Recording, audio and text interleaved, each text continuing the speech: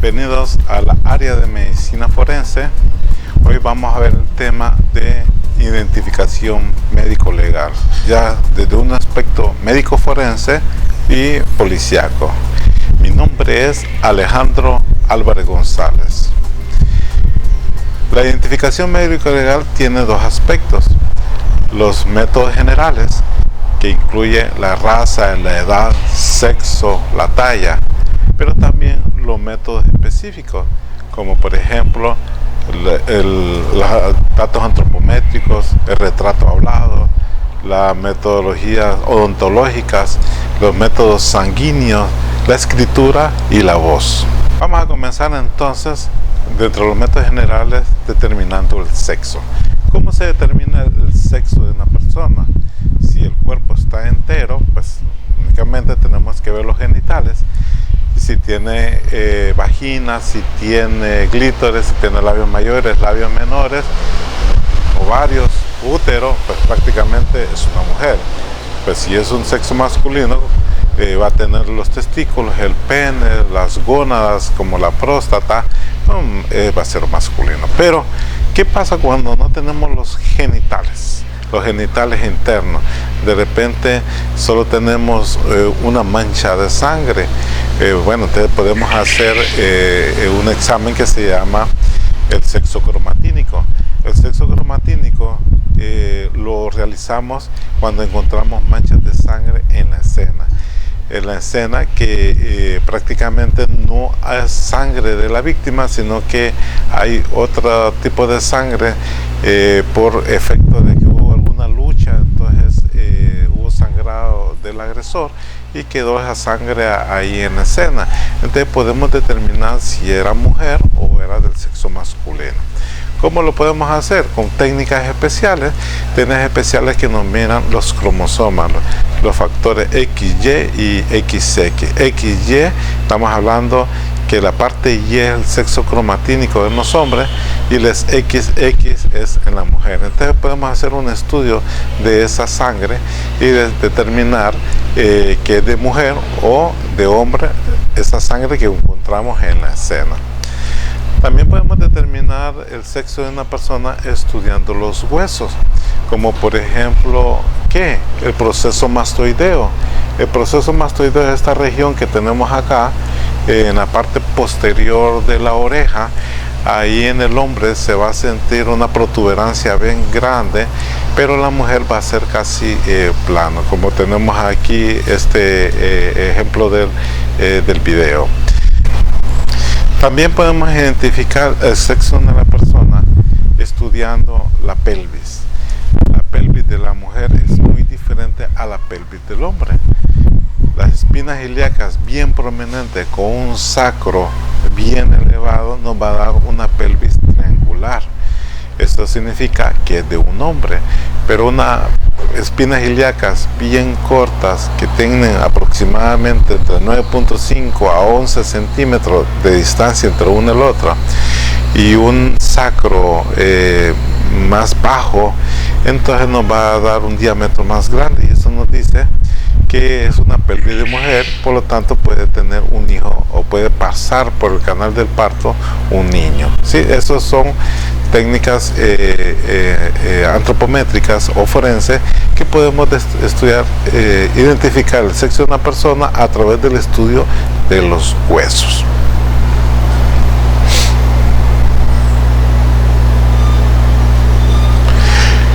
La edad. ¿Cómo determinamos la edad de una persona? Hay una gran cantidad de rasgos que podemos identificar, como por ejemplo si el pelo tiene canas o el pelo es completamente oscuro, negro, si el pelo es grueso, si el pelo es fino, delgado, si la persona tiene arrugas o la piel está lisita. La evolución de los dientes también nos ayuda a determinar la edad de la persona. A la edad que salen el primer diente temporal, más o menos entre 4 y 6 meses, o la edad en que sale la tercera molar, la muela del juicio que le decimos nosotros a los 18 y los 20 años. Después de esos 20 años, pues ya la aparición de una muela ya no se logra. Entonces, esas son formas de determinar la edad de la persona. También tenemos que determinar como método general la raza de la persona. ¿A qué raza pertenece este cadáver? En todo caso, la parte de la estructura anatómica de la cara nos va a ayudar bastante, ¿sí? Pero a veces nosotros tenemos únicamente el hueso, el cráneo, ¿sí? Entonces nos puede ayudar también a hacer una distribución anatómica de la raza, como por ejemplo estudiando las órbitas, que es la parte ósea alrededor de los ojos. No puede determinar si es raza caucásica. La raza caucásica es prácticamente casi un triángulo. Raza negroide es cuadrado y grande. Raza mongoloide es ovalado, ¿sí? Entonces, y la raza mixta, que son prácticamente los latinos o los mestizos, entonces se pueden combinar entre ellas. Las fosas nasales también nos puede determinar de qué raza es. Una fosa nasal alargada y fina es de raza caucásica. Una fosa nasal donde la base es más ancha que la parte de arriba, así como están evidenciando acá, es de la raza negroide. Y cuando es circular, las fosas nasales bajas, casi redondas, entonces la raza mongoloide. También podemos determinar a través de la forma del arco dentario. El arco dentario, principalmente del maxilar superior, la forma del maxilar superior, nos puede determinar si es de raza, determinar la raza. Como por ejemplo la caucásica es una forma de B, como lo están viendo aquí en la pantalla. La raza negroide es cuadrada, más grande, y la raza mongoloide es redonda. También se puede determinar estudiando la muela, la primera muela, el primer molar. El primer molar en la raza caucásica de un lado tiene 3 lóbulos y del otro lado tiene 2 lóbulos. Y tiene una raíz o la parte donde hay la masticación es bien fina. La raza mongoloide son 4 lóbulos, lo que se observa de la muela, y una raíz bien profunda. Y en la raza mongoloide también es 4 lóbulos, pero la raíz es más fina.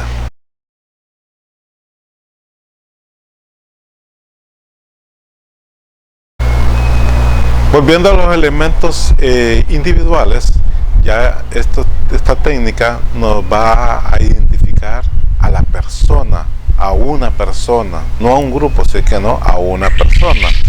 Entre ellos habíamos dicho que son los métodos antropométricos. Los métodos antropométricos prácticamente se basan porque el cuerpo no cambia después de los 20 años. No hay dos personas con huesos iguales, ¿sí?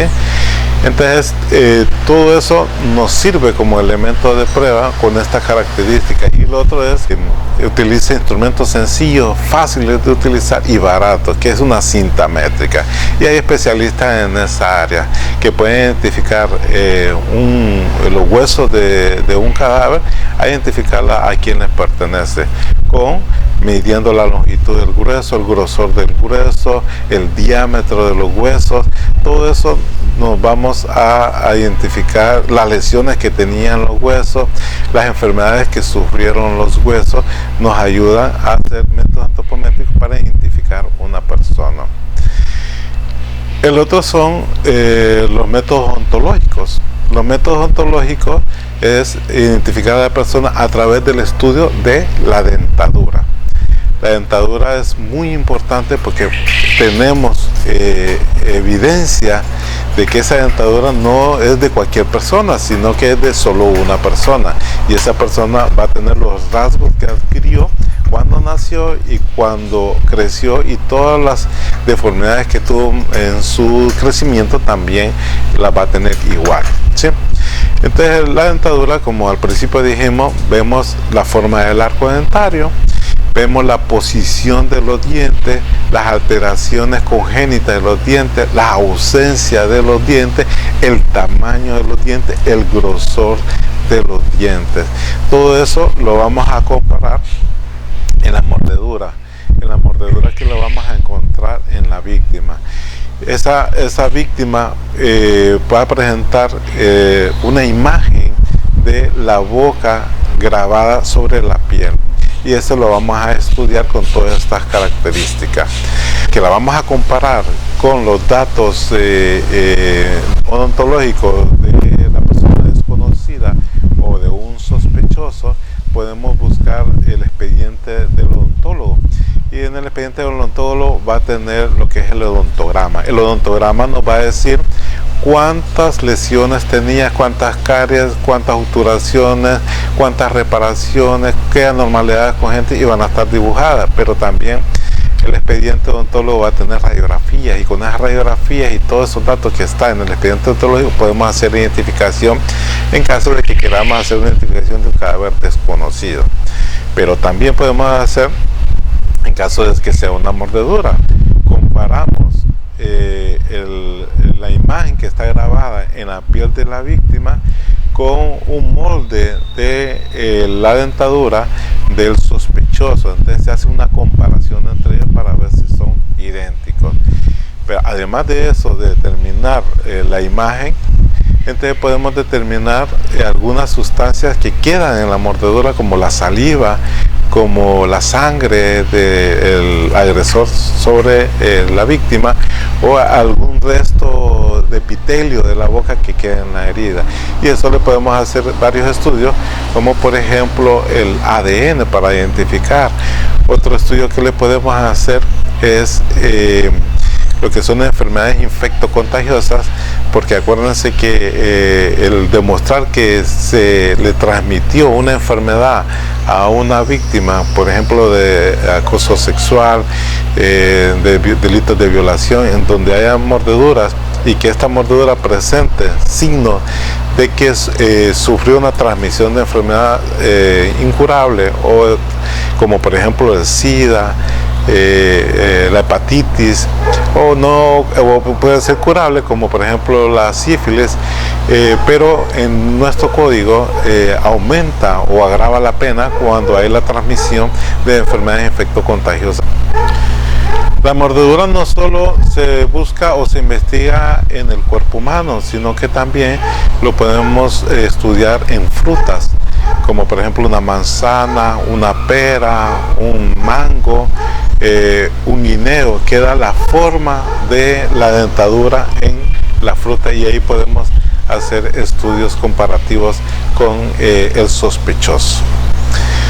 Otro método topométrico que es muy importante es el retrato hablado. El retrato hablado pues es una descripción minuciosa con palabras convencionales de una persona, ya sea de la cara, del cuerpo, del color, de la forma anatómica de toda esa persona. Es muy importante que la persona que vaya a describir el retrato hablado pues tenga una buena memoria, porque si no se acuerda de eso va a ser muy difícil. Pero con la ayuda de algunos dibujantes, peritos dibujantes, o software que ahora están en la computadora, en internet, que son gratuitos, entonces se apoya con imágenes que ya están diseñadas para tener una serie de fotografías de un ojo, por ejemplo, un ojo que sea de una raza negroide, una raza mongoloide, una raza caucásica, ojos de color azul, verde, bueno, de todas las formas. Tenemos esa serie de fotografías que podemos encontrar en software o programas de computación, que fácilmente las podemos seleccionar, y vamos seleccionando los ojos, la nariz, la boca, las orejas, desde el pelo, la barba, hasta tener un esquema de una cara. Esa cara, la computadora al mismo tiempo está buscando los que se parecen a esa imagen. En lo que usted está colocando las imágenes, haciendo la imagen en el software, la computadora le está buscando ya, para que cuando diga buscar, ya prácticamente unos cuantos segundos, y le da las personas que son similares a esa imagen. También tenemos los métodos sanguíneos. Los métodos sanguíneos es el estudio de la sangre, y al estudiar la sangre podemos hacer la identificación de una persona. ¿Y cómo se va a hacer el estudio de la sangre? Bueno, hay métodos que descartan que no sea la persona y hay métodos que confirman que sean la persona. Los métodos de descarte son los métodos como por ejemplo el sistema ABO, que lo conocemos todos. O de aquellas personas que son tipo A, que son tipo B, que son tipo O, AB. Entonces podemos descartar. Si tenemos un 50 sospechosos, o es decir, había 50 huellas dactilares en la escena, pero en la reconstrucción de los hechos, en la evidencia, en la hipótesis, llegamos a la conclusión de que solo fue una persona que participó en el homicidio de esta persona. Entonces tenemos que descartar 49. Entonces, ¿cómo sirven estas técnicas sanguíneas baratas como el sistema ABO? Bueno, tomamos los sospechosos, le hacemos un tipiaje de sangre y de repente 40 nos van a decir que son O, pero la muestra que encontramos en la escena, la evidencia que encontramos en la escena y que no era de la víctima es AB. Entonces nos queda, descartamos el 90%, nos quedan otras 10 personas. De esas 10 personas van a ser A, van a ser B y AB como la que encontramos en la escena. Entonces hacemos otra vez el descarte y vamos a confirmar, no confirmar, sino que vamos a ir quitando poco a poco los sospechosos. También el RH, que es negativo o positivo.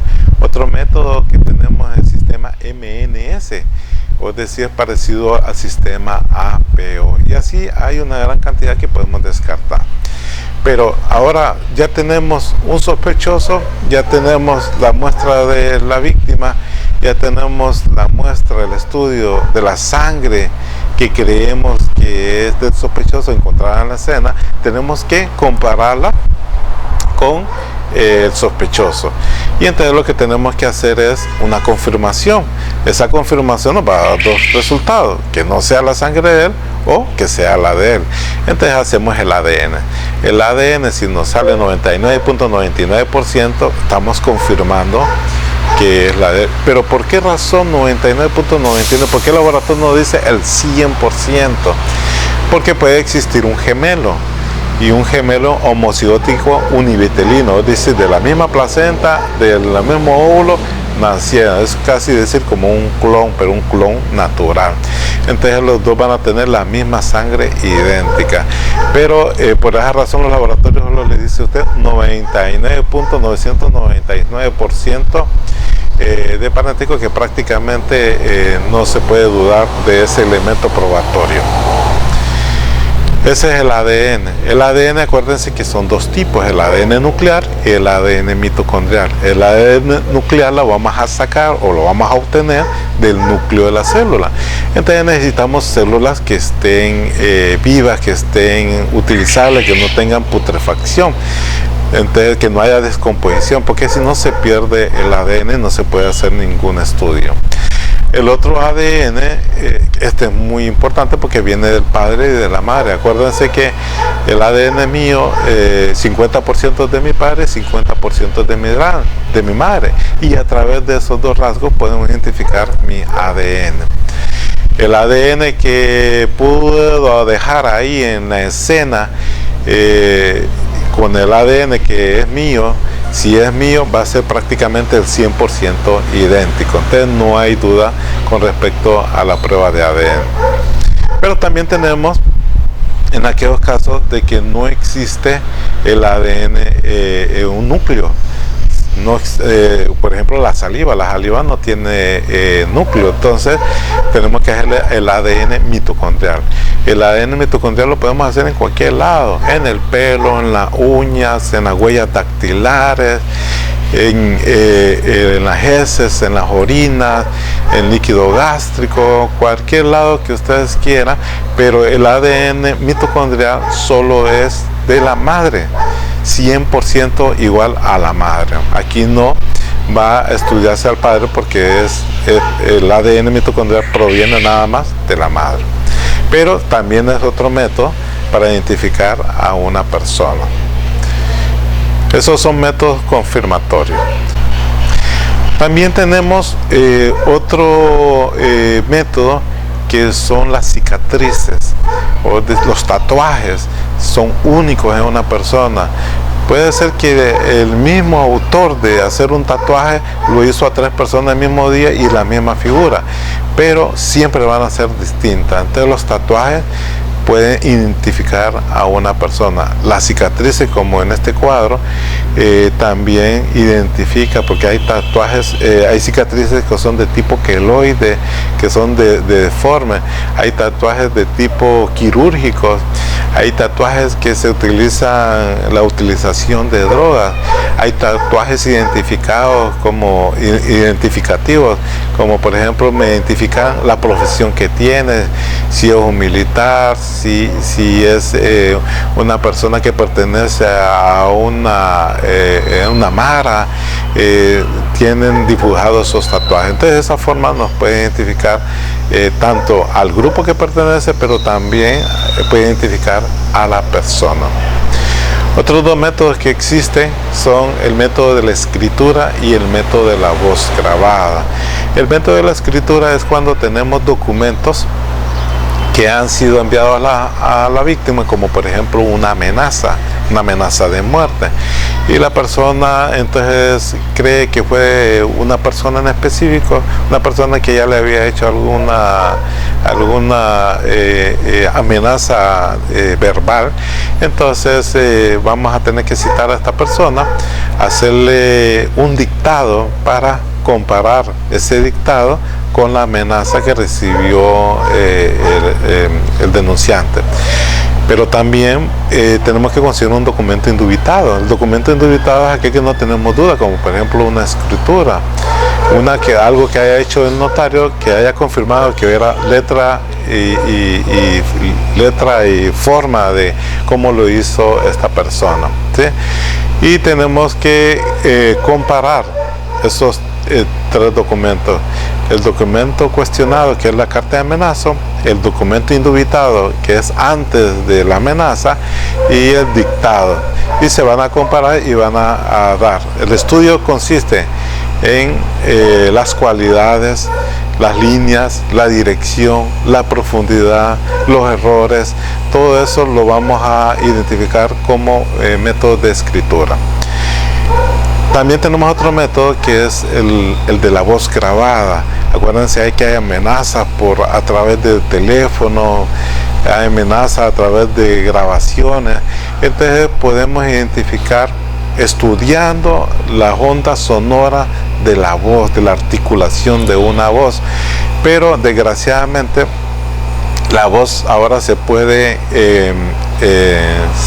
simular al 100%, se puede copiar o se puede reproducir, aunque no sea la misma persona, sino que a través de una computadora. Hoy existen software que nos dan la misma voz y no es la persona.